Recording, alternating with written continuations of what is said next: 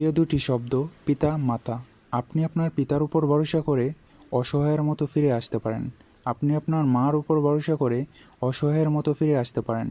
কিন্তু এমন একটি জায়গা আছে যেখানে ভরসা করলে অসহায়ের মতো ফিরে আসার কোনো সুযোগ নাই।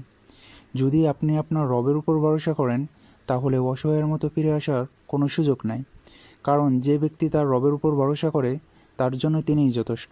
তাই ১ নম্বর, রবের উপর ভরসা করতে হবে। ২ নিরাশ হওয়া যাবে না, কারণ কাফের ব্যতীত আল্লাহর রহমত থেকে কেউ নিরাশ হয় না।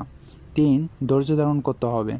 ইনশাআল্লাহ আপনি যে বিষয়ে আপনার রবের উপর ভরসা করেছেন, সে বিষয়টি আপনি পাবেন, যদি কিনা সে বিষয়টি আপনার জন্য কল্যাণকর হয়।